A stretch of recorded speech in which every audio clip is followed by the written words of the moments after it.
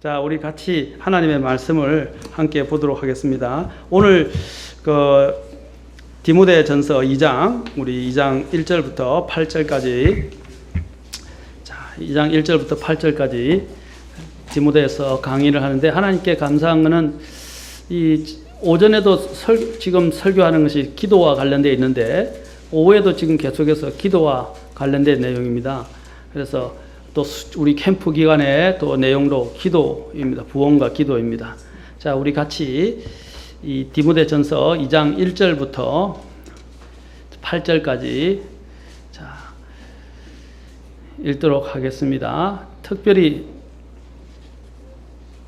오늘은 8절 부분을만 같이 읽도록 하겠습니다. 시작. 그러므로 나는 모든 곳에서 남자들이 진노하거나 의심하지 않고 거룩한 손을 들어 기도하기를 원하노라. 기도하겠습니다. 하나님, 오늘 이 말씀을 높이시고 또 말씀으로 우리를 충만케 하시고 인도해 주시고, 우리가 하나님의 말씀을 통해서 기준과 또 영적 분별력과 권능을 가지고 주님을 바르게 섬길 수 있도록 인도해 주시옵소서. 주님 앞에 이 모든 것을 의탁합니다. 예수님의 귀한 존함을 받들어 기도합니다. 아멘. 앉으시겠습니다.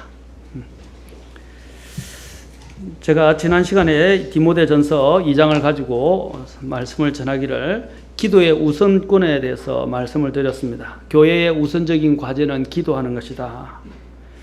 그래서 기도는 우리의 특권이면서도 의무이다라고 했습니다. 제가 기도에 대해서 아무리 설교를 많이 하고 아무리 강조해도 지나치지 않을 뿐 아니라 또 이것이 여러분이 직접 무릎을 꿇고 기도하지 아니하고 교회에 모여서 기도하지 않는다면 다 소용없는 일들입니다.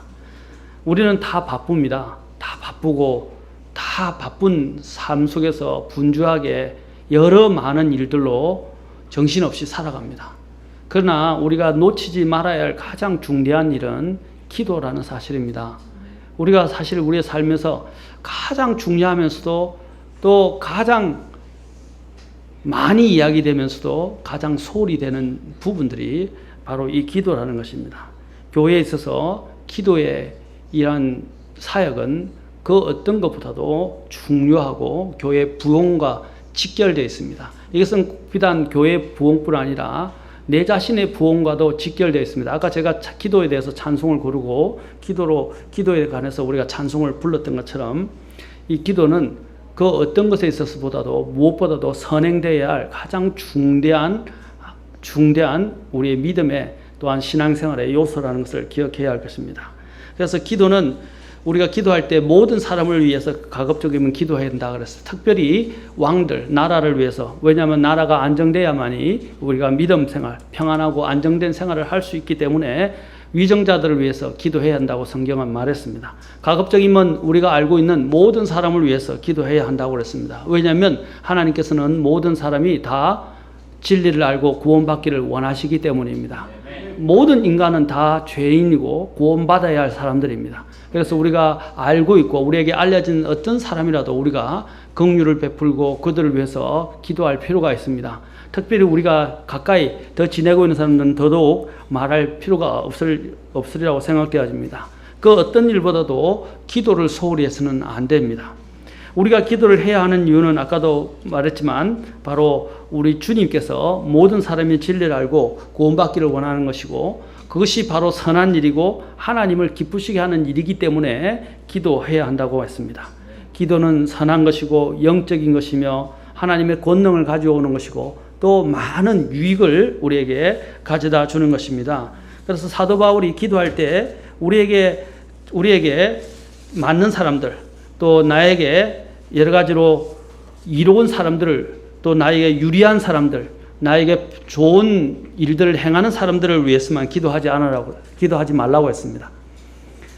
그런 사람들, 우리가 사랑하는 사람들만 사랑한다면 그것은 진짜 그리스도의 사랑이 아닙니다. 사랑할 수 없는 사람들, 원수와 같은 사람들, 우리를 대적하는 사람들을 위해서 기도해야 한다라고 했습니다. 왜냐하면 이 기도할 때 우리가 그렇잖아요. 인지상정이라고, 또 자기가 또 잘 알고 있는 사람들, 사랑하는 사람들을 위해서 기도하는 것은 그들에게 또한 사랑을 베푸는 것은 쉬운 일입니다. 그러나 사랑할 수 없는 사람들을 위해서 하나님의 관점에서 그 영혼을 불쌍히 여기고 그들을 위해서 기도하는 그 기도하는 사람만이 바로 하나님의 마음을 헤아릴 수 있고, 또한 이 사람이 진짜로 영적인 사람이다라고 이야기할 수 있습니다. 왜냐하면 사도 바울이 위정자를 위해서 기도할 때 그때 위정자는 그리스도인들을 핍박하고 대적하고, 그렇죠, 위협하던 황제였다, 네로 황제였다라고 말씀드렸습니다. 이 기도할 수 없는 원수와 같은 사람이고, 많은 그리스도인들이 그를 적그리스도의 한 형태로 여겼습니다. 적그리스도라고까지 생각했었습니다. 그 정도로 기독교에 대해서 대적하던 자였고, 또한 핍박하던 자였고, 사람들을 모함해서 그리스도인들을 죽이던 자였습니다. 그럼에도 불구하고 그를 위해서 기도하라라고 사도 바울은 이야기했습니다. 우리는 중보자이신 예수님을 제대로 이해하게 될 때, 주님의 하나님의 뜻을 이해하게 될 때 우리는 기도할 수밖에 없습니다. 우리는 이제 오늘 2장 8절에서 더 중요한 것을 또 보게 됩니다. 교회 안에서 공중기도, 같이 교회 안에서 기도할 때 기도의 자세와 태도에 대해서 배우게 됩니다. 오늘 2장 8절에 보면, 그러므로 나는 모든 곳에서 남자들이 진노하거나 의심하지 않고 거룩한 손을 들어 기도하기를 원하노라 라고 했어요. 자, 여기서 보면 특별히 이 공중기도에서 기도해야 할 사람들이 누구냐, 기도를 인도하는 사람이 누구라고 되어 있어요? 남자들이다. 그래서 침례교에서는, 즉 성경적인 교회에서는 여자들이 기도를 인도하지 않습니다. 개인적으로 자매들끼리 모였을 때 자매들이 기도하거나 아이들과 함께 있을 때 자매들이 기도를 인도하는 것은 어머니로서 또 어른으로서 인도하는 것은 당연하지만, 교회 전체적으로 남자들이 같이 있을 경우에는 그 리더십을 하나님은 남자들에게 주고 남자들이 인도할 것을 이야기하고 있습니다. 여기 보면 모든 곳에서 라고 이야기하고 있어요. 그렇죠? 우리는 각처에서, 여기 보면 모든 것이라고 여기서 이야기할 때 everywhere 이라고 됐어요. 이 말은 어떠한 각 처소에서, 어떤 처소에 됐든 간에 각각의 그 처소에서 남자와 여자가 같이 모인 곳에서는 남자들이 기도해야 한다는 것을, 원리를 여기서 사실 이야기해 주고 있습니다. 누구보다도 남자들이 지역교회에서 기도해야 합니다. 교회의 공식적인 기도를 또한 주도해야 합니다. 우리는 기도하면 자꾸 어머니들의 기도, 또 기도하는 여인들만 자꾸 상기시키는데 그렇지 않습니다. 기도는 예수님께서도 본보기를 보이셨고, 또한 남자들이 무엇보다도 특히 교회에서 모임에 기도를 더 많이 해야 합니다. 아멘. 영적이어야 돼요. 남자들이 영적이야 여자들과 교회 안에 있는 여러 가지 사역들을 주도하고 인도할 수 있지 않겠습니까? 남자들이 영적이어야 돼요. 왜 여러분 우리가 알고 있듯이 바락과 같은 그런 대언자보다도 바락을 인도했던 여자 사사라고 알려진 사람이 누구죠? 드보라죠. 그 바락을 인도했던 드보라가 처음에는 바락에게 기회를 줬어요. 그러나 바락이 비겁하고 또한 용기가 없어서 나서지 못하자 하나님께서 너와 함께 할 몫이 없다고 말씀하셨어요. 그러나 드보라가 같이 함께 하면 하겠다고 같이 따라갔지만 사실 그가 하나님으로부터 받을 것은 얻게 되었어요. 하나님이 이 바락과 같은 사람이 없었기 때문에 드보라를 일으키시긴 하셨지만, 드보라도 하나님의 뜻을 알고 있기 때문에 자기 임의대로 남자 없이는 하지 않으려고 했어요. 그래서 남자 바락을 세우고 남자를 밀어낸 거예요. 그러나 바락이 주도해서 하지 않으려고 그러고 드보라를 통해서 하려고 그러니까 그에게 하나님이 주실 복이 없다고 말씀하셨습니다. 오늘날 일어나게 되는 이 여자들이 득세하고 교회 안에서 치리하고 다스리고 인도하는 이러한 현상이 어디서 온 것입니까? 바로 페미니즘의 영향도 있지만 남자들이 무력해지기 때문입니다. 남자들이 리더십을 가져야 돼요. 교회 안에서 이것은 하나님의 원리입니다. 나중에 뒤에 2장 9절부터 15절에 보면 그 원리를 분명하게 하나님께서 기록하십니다. 다음 시간에 제가 이것을 더 자세하게 알아볼 것입니다. 여러분, 여자들이 교회에서 하는 것은 어떠한 경우에 있어서도 하나님이 기뻐하지 않는 방법입니다. 자, 제가 말씀드렸지만 교회는 질서가 있어야 돼요. 그리고 교회는 품위가 있어야 됩니다. 아멘. 그 질서와 품위가 있어야 되는데 그 질서를 깨트리는 것이 바로 여자들이 교회 안에서 권위를 행사하고 남자들을 주관하고 다스리는 겁니다. 그것은 하나님의 질서에 어긋나는 것이, 그 질서에 대해서 나중에 2장 11절과 12절에서 이야기를 합니다. 다음 시간에 우리가 살펴볼 것입니다. 여러분, 교회가 여자들이 특세해서 사람들이 이야기합니다. 자매들이 또 잘해서 사람들이 구원받고 교회에 들고 또 여자 목사가 되어서 또 여자 집사가 세워져서 교회에 헌신적이 되고 사람들이 많이 모이고 점점 교회가 부흥하고 놀라운 일들이 일어나면 그 놀라운 일을 한 거 아닙니까? 라고 이야기합니다. 예, 하나님이 그렇게 해서라도 어떠한 방법을 통해서도 영혼을 구원하시고 또 하나님의 일들을 일으키긴 하십니다. 그러나 문제는 뭐냐? 그 사람이 하나님 앞에서 받을 복은 없다는 겁니다. 무슨 말이냐면 하나님 앞에 쓰임, 파라오처럼 파라오가 하나님 앞에 쓰임 받았죠. 그러나 쓰임 받았지만 그는 어떻게 했어요? 그 쓰임 받은 이후에는, 사용된 이후에는 버림 받았어요. 하나님의 영광과 하나님의 목적을 위해서 파라오를 사용하셨어요. 파라오의 강팍함을, 완악함을 사용하셨어요. 그러나 그가 사용된 이후에는 어떻게 하나님이 그에게 영광을 돌리셨습니까? 영광을 돌리지 않았어요. 마찬가지입니다. 여자들이 교회 안에서 사역을 주도하게 되면 하나님이 그 일을 통해서도 영광을 받을 수 있어요. 그러나 그가 받을 영광은 없다는 것입니다. 왜? 하나님의 법을 어겼기 때문입니다. 우리가 이야기하죠. 운동 경기를 할 때도 항상 규칙이 있어요. 규칙을 어기게 되면 어떻게 됩니까? 탈락입니다. 그가 아무리 1등을 하고 그가 아무리 많은 자기 팀을 승리로 이끌었다 할지라도 그 자체는 그가 탈락이에요. 그가 승리를 했다도 나중에 그것이 조사돼서 밝혀지면 어떻게 돼요? 조사해서 밝혀지면 다 무효되는 거예요. 무효되는 것입니다. 지금 운동 선수들 약물로 인해서 운동에 이겼다가 나중에 약물 먹었던 과정이 밝혀져서 어떻게 해요? 그 메달을 다 박탈당하게 됩니다.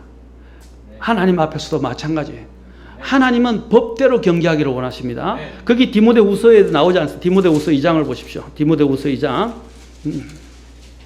2장 5절에 보면 우리가 전에도 한번 읽었지만 디모데후서 2장 5절을 같이 봅시다. 사람이 우승하려고 애써도 적법하게 애쓰지 아니하면 관을 얻지 못하며, 이 적법이란 말은 lawfully, 이 말이 무슨 뜻입니까? 합법적으로 이 말이에요. 법에 맞게 이 말입니다. 법에 맞게 하지 아니하면 어떻게 한다고요? 예, 관을 얻지 못한다. 곧 바로 면류관을 얻지 못한다는 그 가정. lawfully, 법대로 행해야 돼요. 하나님의 법이 있습니다. 아멘. 우리는 하나님의 법에 의해서 하는 것입니다. 자, 어떤 사람들에 대한 또한 법에 대해서도 마태복음 7장에서도 봅시다. 마태복음 7장에 가서 이제 주님께서 또 이 법의 중요성에 대해서 말씀하십니다. 그가 무슨 일을 했는가 하는 것이 중요하잖아요. 우리는 자꾸 업적 또는 어떤 일을 성취한 결과에 대해서만 생각을 합니다. 무슨 일을 했는가 라고 그게 관심을 가지는데, 무슨 일을 했는가보다 더 중요한 게 있어요.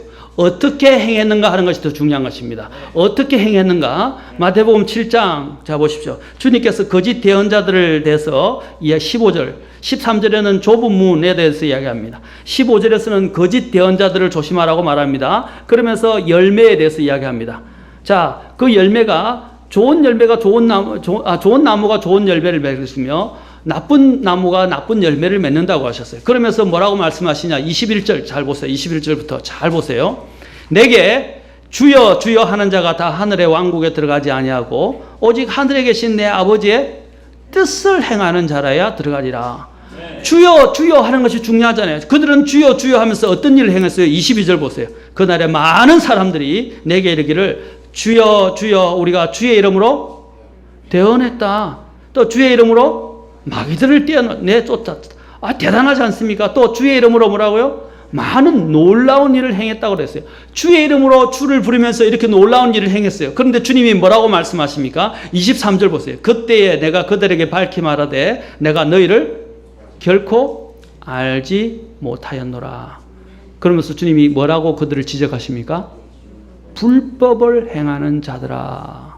너희는 내게서 떠나가라. 그 사람들을 주님이 뭐라고 지칭한다고요? 불법을 행하는 자들이야. 그리고 주님은 그들을 처음부터 도무지 몰랐다고 그래요. 법을 어기면서 한 사람들, 그것을 하나님이 봐주시지 않습니다. 우리는 법대로 해야 돼요. 하나님의 법은 엄중한 게, 하나님이 어차피 우리에게 주신 것은 우리의 생명을 위하여, 우리의 복을 위하여 이 모든 것을 주셨어요. 그러나 생명과 이 복도 하나님의 법에 따라 움직여야 됩니다. 오늘날 다원주의가 일어나고 있죠. 다원주의 구원론. 다원주의가 뭡니까? 전에도 말씀드렸지만 마호메트를 통해서도, 부처를 통해서도, 유해지를 통해서도, 또 예수님을 통해서도 다 가는 길은 다르지만 하나님에 이르는 정상은 다 똑같기 때문에 어느 종교를 믿어도 괜찮다. 다 구원은 나중에 마지막에 이르게 되면 다 구원받게 될 것이다. 다 한 하나님을 만나게 될 것이다. 라고 이야기한 것이 다원주의적 구원관입니다. 그렇죠? 그러나 오늘 이런 다원주의적 구원관이 지금 많은 교회들에서 외쳐주고 가르쳐주고 있고 신학교에서 가르쳐주고 있어요. 그것은 아니라는 것입니다. 왜냐하면 성경이 말하는 법은 뭐예요? 예수 그리스도 외에는 구원이 없고, 그래서 우리가 배타적 예수님만이 길이고 하늘 안에서 예수님을 통하지 않고서는 구원받을 만한 다른 길을 주신 적이 없어요. 다른 이름을 주신 적이 없어요.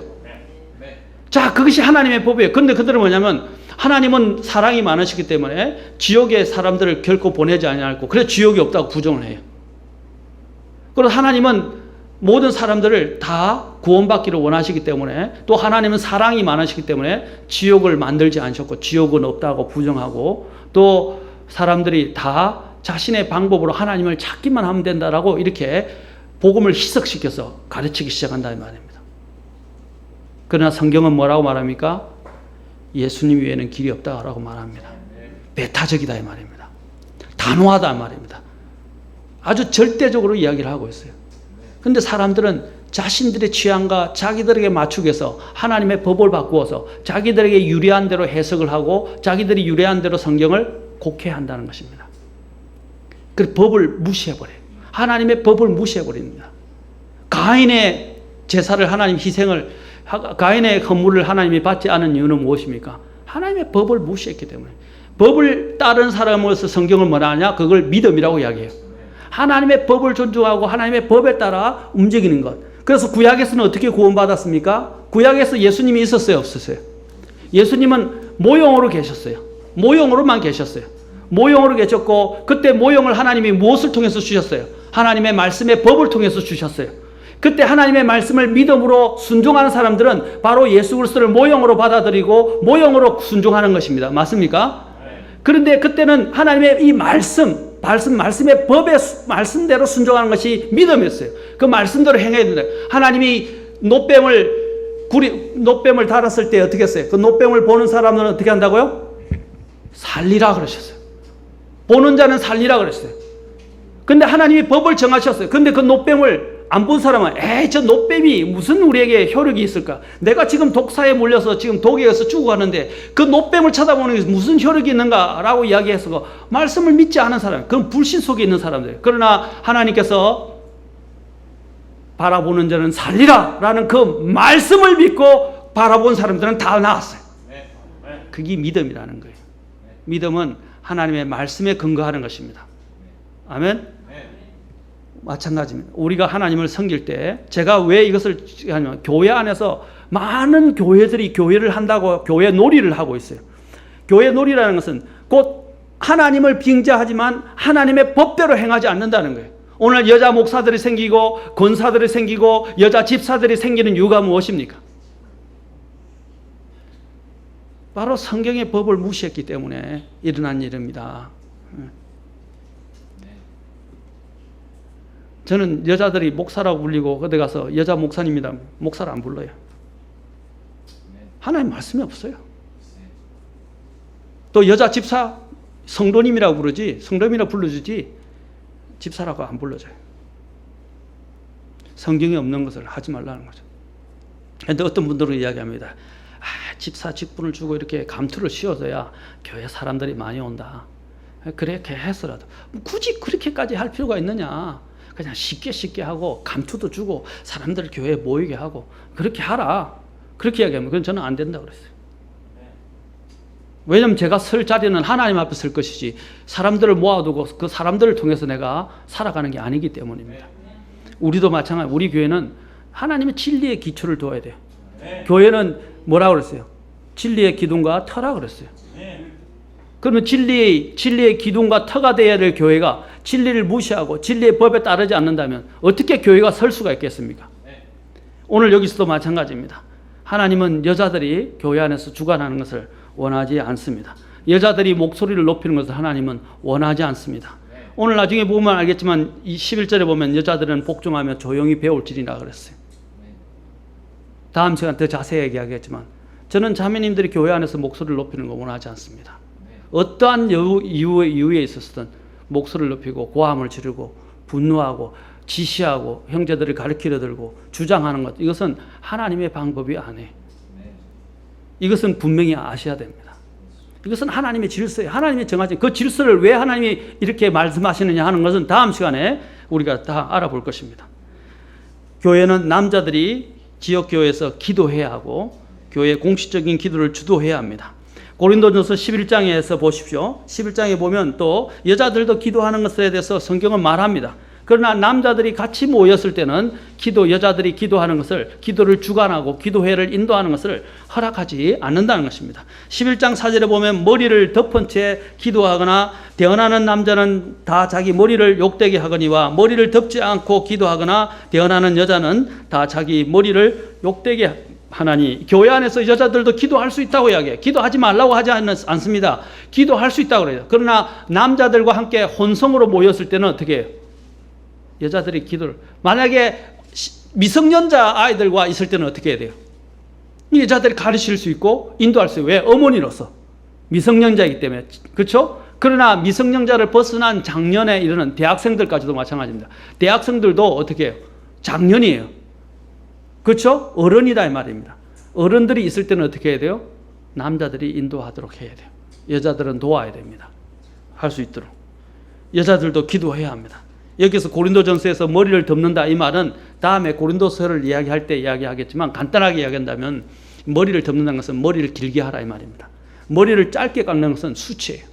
하나님께서 그렇게 정하신 법이에요. 여자는 여자답게, 남자는 남자답게, 남자는 머리를 단정하게 짧게 해야 되고 여자들은 머리를 길게 해야 돼요. 너무 지나친 단발머리, 그것도 제가 과예의 이야기지만은 하나님이 기뻐하시는 거 아니에요. 여자들이 머리를 밀거나 머리를 짧게 하거나 남자처럼 삭발하거나 머리를 깎는 것은 수치입니다. 그것은 하나님이 기뻐하시는 방법이 아니에요. 위에 고린도서에서 남자와 여자 모두 교회에서 기도했다는 것을 볼 수 있지만 여자들의 기도 모임이 있고 남자들의 기도 모임이 있다는 것입니다. 그러나 남자의 기도회를 발견하기도 쉽지도 않고 남녀가 함께 모인 것은 또 남자가 기도를 주재해야 하고 대표로 기도를 해야 하는데도 불구하고 남자들이 너무 무기력하고 남자들이 사실 교회에서 너무 부재하고 없다는 거예요. 이게 교회의 가장 큰 문제입니다. 그리스도인들이 예배나 기도를 위해서 각처에 모이는 경우에 여자가 인도하지 않고 남자가 인도해야 함을 분명히 가르칩니다. 각처에서, 여기서 모든 곳에서라는 말은 언제 어디서든지 그리스도인이 개인적으로 기도해도 좋다는 의미로 해석할 수 있지만 여기서는 교회에서의 기도를 가르치고 있어요. 다루고 있다고. 그리스도인들이 이러한 모든 곳에서 모여서 기도하는 경우에 혹은 기도를 하기 위해서 모여한 경우에는 여자가 인도하지 않고 남자가 인도해야 함을 가르치는 것임을 여기서 보여주고 있습니다. 그러면 기도의 자세와 태도는 어떻게 해야 하는가? 자, 기도의 자세와 태도에 대해서 보도록 합시다.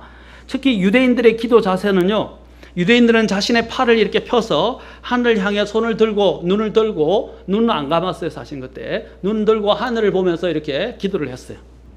그것은 이방인들, 이교도들도 그랬고 로마 시대에 있는 사람들, 이교도들도 그랬고 유대인들도 그렇고 다 기도하는 모습이 이래요. 그렇죠? 물론 엎드려서 성경에 기도하는 것도 있고 완전히 납작 엎드린 것도 있고 무릎에 머리를 완전히 파묻고 기도하는 것도 있고 여러 가지 또 무릎을 꿇고 하는 기도도 있고 여러 가지 기도의 형태들이 있어요. 그러나 여기서는 공중에서 이야기할 때는 대표로 서서 하늘을 향해서 손을 들고 기도하는 것을 저기서 이야기하는데 여기서 기도하는 어떤 자세가 중요하지 않고 이제 기도의 어떤 자세로 하느냐, 손을 들고 하느냐, 엎드려 하느냐, 무릎을 꿇고 하느냐 문제가 아니라 지금 여기서 강조하고자 하는 것은 기도의 태도에 대해서 말하고 있습니다. 그럼 기도할 때 어떠한 마음의 자세와 태도로 나아가야 하는가를 여기서 보여주는데, 첫째, 자 보면 어떻게 해야 된다고 그랬어요? 거룩한 손을 들어 기도하기를 원한다 그랬어요. 거룩한 손을 들어서. 자, 거룩한 손은 인생의 생활 수단 전부를 가리킵니다. 손이란 것은 우리가 이걸 통해서 일을 합니다. 이것은 어떤 자세를 말하고자 하는 것이 아니라 그리스도인의 거룩한 삶을 강조하는 것입니다. 거룩한 삶. 그래서 시편 24편 4절에 보면 이렇게 말씀하십니다. 깨끗한 손과 순수한 마음을 가진 자, 곧 헛된 것을 향해 자기 혼을 들지 아니하고 속임수로 맹세하지 아니한 자로다. 이 깨끗한 손, 순수한 마음을 가진 자를 뭐라고 표현하냐면 헛된 것을 향해 자기 혼을 들지 않고 속임수로 맹세하지 않는 사람을 그 깨끗한 손을 가지고 주님 앞에 경배하는 자다라고 말하고 있습니다. 사무엘하 22장 21절에서도 주께서 내 의에 따라 내게 보상을 주시며 내 손의 깨끗함에 따라 내게 갚아 주셨으니 라고 되어 있어요. 손의 깨끗함에 따라. 이 거룩해야 된다는 거예요. 남자들이 특히 대표로 기도할 때 제가 그랬죠. 스펄전이, 여러분 스펄전의 목회자 후보생이라는 글을 보시면 또 다른 이전에 있었던 청교도 시대에 있었던 많은 주석가들이나 성경 학자들이 주장하는 걸 보면 얼마나 엄격한지 아십니까? 교회 회중의 대표 기도는 굉장히 중요한 문제예요. 그런데 회중의 대표 기도에 나오는 사람들이 아무런 준비가 제대로 되지 않은 채 죄악 가운데서 있다가 이렇게 나와서 회중 기도를 인도하는 것은 하나님의 교회에 먹칠을 하는 거고 하나님의 이름을 욕되게 하는 것입니다. 마음의 자세를 분명하게 해야 된다는 것입니다. 우리는 예배에 대해서 너무 하나님을 두려워함이 없어졌어요. 너무 경박해졌어요. 우리가 믿음 생활하는 것들이나 하나님의 경배에 나가는 것들이 너무 천박해지고 경박해졌어요. 맞습니까? 너무 쉽게 이야기하는 거예요. 그러면 안 돼. 오늘 교회가 왜 천박해지고 약해지는 것입니까? 그 하나님의 그 두려우심, 임재 앞에 나아가는 것들을 아무렇지 않게 생각하면 안 되는 거예요. 주님은 내 손의 깨끗함에 따라 어떻게 한다고요? 내게 갚아주셨다라고 사무엘하 22장 21절에서 말씀하십니다. 시편 66편 18절 같이 한번 읽겠습니다. 같이 읽도록 합시다. 66편 18절. 주님이 왜 우리의 기도에 응답을 하지 않습니까? 자, 66편 18절입니다. 같이 읽도록 하겠습니다. 66편 18절. 자, 시작. 내가 내 마음속으로 불법에 관심을 두면 주께서 내 말을 듣지 아니하시리라. 마음에 뭘 두면요? 불법, 곧 죄가 있으면 하나님께서 기도를 듣지 아니하시겠다. 그래서 주님 앞에 기도로 나아갈 때 어떻게 하라고요? 거룩하고 깨끗한 가운데 순수한 마음으로 주님 앞에 가야 된다라고 말하는 거예요. 그럼 죄를 지었다면 어떻게 해야 돼요? 빨리 자백하고 예수님의 보혈을 의지해서 빨리 자백하고 죄를 해결하라 이 말입니다. 아멘? 네. 해결하십시오. 우리 하나님은 해결할 수 있는 해결책을 주셨잖아요. 네. 자백할 수 있는 기도를 주셨고 예수님의 그 근거인 보혈을 주셨어요. 아멘? 네. 기도하면 돼요. 오기 전에 정리하시라 이 말입니다. 두 번째로 우리는 또 기도할 때 어떻게 됩니까? 모든 곳에서 남자들이 어떻게 해요? 진노하거나 라고 되어 있어요. 진노. 이 진노라는 말은요, 하나님과의 관계가 올바라야 될 뿐 아니라 다른 사람과의 관계도 올바라야 된다는 걸 말하는 것입니다. 여러분 하나님 말씀 강론할 때 정신을 차리고 잘 들으십시오. 다시 이 기회가 오지 않을 수도 있어요. 나중에 못 들었고 모른다고 이야기하지 마시고 듣고 분명하게 하십시오. 중대한 부분입니다. 여기 보면 여기서 하나님과의 관계만이 바르다고 생각하지 말고 다른 사람과의 관계가 올바른 가운데 나아가야 된다는 걸 말하는 것입니다. 여기서 진노는 왜 일어나는 것입니까? 마음에 다른 사람과의 관계에 불화가 생기거나 관계에 문제가 생겼다는 걸 이야기하는 것입니다.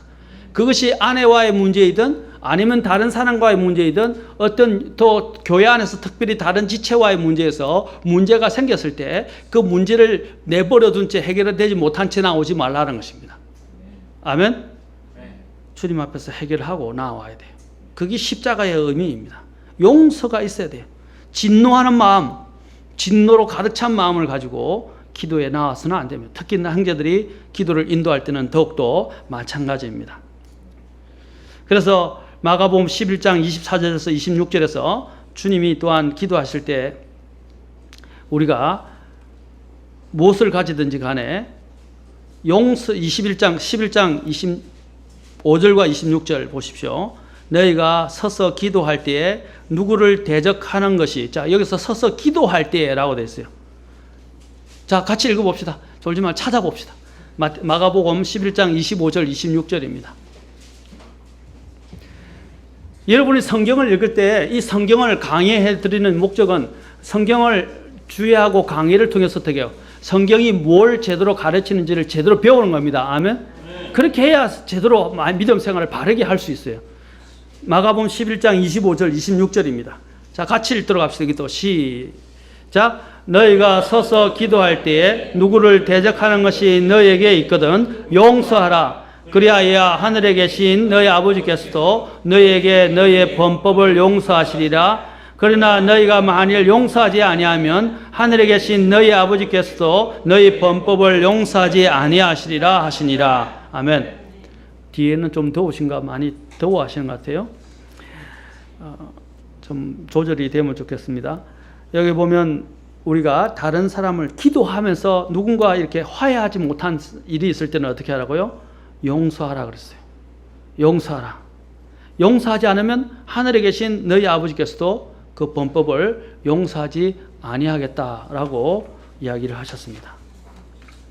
세 번째로 제가 이제 좀 빨리 나가겠습니다. 세 번째로는 의심을 가져서는 안 된다라고 되어 있어요. 여기 보면 어떻게 했어요? 의심하지 않고 거룩한 손을 들어 기도하기를 원한다. 의심하지 말라 그랬어요. 믿음을 가져야 한다는 것입니다. 아까 마가복음 읽었던 11장 25절 26절 바로 앞에 22~24절에서는 바로 이 부분을 언급하고 있어요. 너희가 기도할 때에 무엇을 원하든지 너희가 그것들을 받은 줄로 믿으라. 받은 줄로 이미 믿고 기도하라고 그랬어요. 그래야만 너희가 그것을 받으리라 그랬어요. 아멘. 믿고 구한 것은 다 받은 줄로 믿으라 이 말입니다. 믿음을 가져야 돼요. 의심은 하나님 앞에서 응답을 기대할 수 없습니다.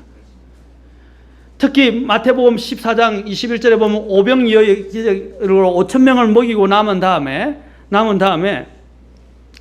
주님께서 이제 무리들을 제자들을 강권해서 배를 타고 건너가게 저쪽으로 건너가게 하십니다. 그래서 제자들이 배를 타고 건너가고 있어요. 예수님이 뒤따라갔어요. 배에 바람이 막 불기 시작했어요. 바람이 흉흉하게 부니까 파도를 나요 요동하니까 요동하고 있었는데 그 밤 사경에 예수님께서 물 위로 바다 위로 걸어오기 시작했어요. 그러기 시작했는데 제자들이 불안해하기 시작했어요.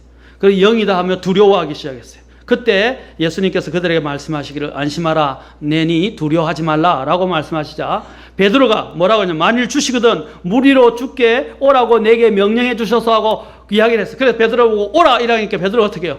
물에 뛰어들었죠. 처음에는 갔어요. 근데 파도가 막 몰아치는 걸 보고 어떻게 해요? 그것에 대해서 놀라서 물에 빠졌어요. 그때 주님이 이 베드로에게 뭐라고 말씀하신지 아십니까?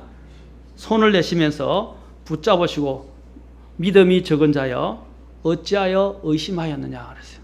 그가 물에 빠지게 된 이유는 뭐예요? 처음에는 물 위로 갔어요. 기적적으로 걸어갔어요. 그러나 그가 물에 빠지게 된 이유가 무엇입니까? 의심했기 때문입니다. 의심하지 말라는 거예요. 의심은 우리가 기도 생활하는 데서 굉장히 내가 주님 하나님 앞에 기도하면 하나님이 들으실까? 하나님 응답해 주실까? 내가 이렇게 열심히 기도했는데 하나님 응답 안 해주실 것 같아 하고 잊어버리는 거예요. 잊어버리거나 아니면 의심하는 거예요. 하나님은 우리의 세세한 음성으로 신음 가운데서 기도하는 그 작은 소리까지도 다 들으십니다. 아멘? 들으신다는 거예요. 들으시는 것을 믿어야 돼요. 아멘?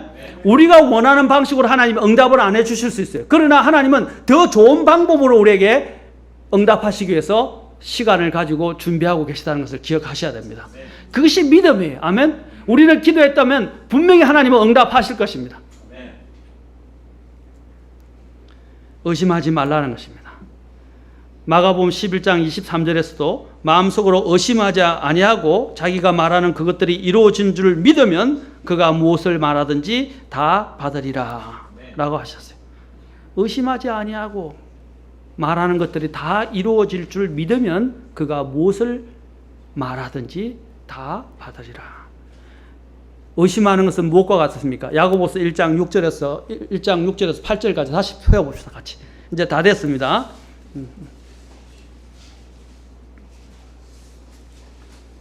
마가복음 1장 6절에서 8절입니다. 야고보서 죄송합니다. 졸다가도 제가 틀린 것만 있으면 막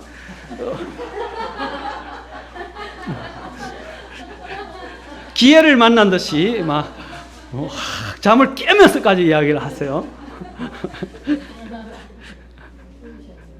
자, 야고보서 1장 6절에서 7절까지 8절까지 같이 읽도록 합시다. 시작.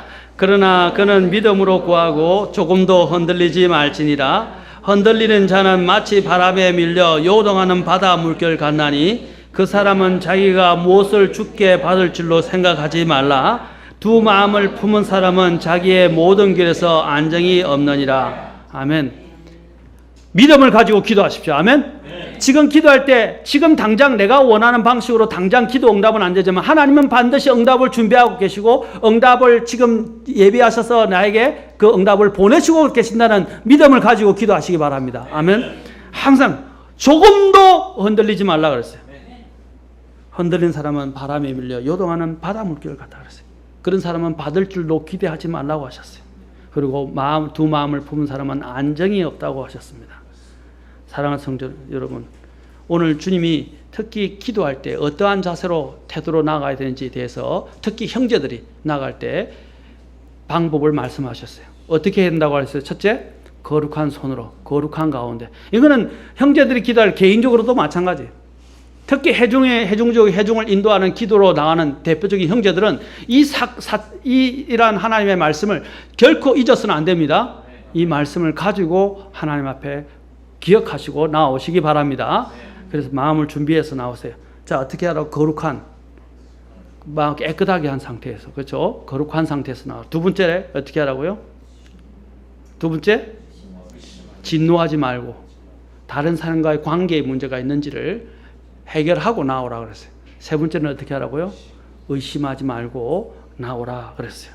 하나님과 올바른 관계가, 권능 있는 기도는 하나님과의 올바른 관계가 있어야 되고 다른 성도들과 바른 관계가 있어야 되고 진노 없이, 그 다음에는 의심 없이 기도해야 합니다. 그러면 더욱더 우리의 기도가 권능 있게 역사할 수 있습니다. 주님께 경배 혹은 기도드릴 때 순전한 행동뿐 아니라 순전한 우리의 동기도 필요하다는 사실을 오늘 이 본문이 이야기하는 것입니다. 마음 자세가 되게 중요하다는 거예요. 그렇게 나아가서 주님 앞에 이 경배가 하나님이 기뻐 받으시는 그런 경배의 자리가 되면 좋겠어요. 오늘 이 자리도 마찬가지입니다. 아멘. 그래서 앞으로 우리 형제님들이 기도하러 나실 때 자기 자신을 면밀히 잘 살피고 준비한 가운데 나와서 해중의 기도를 인도할 수 있기를 바랍니다. 기도하십시오.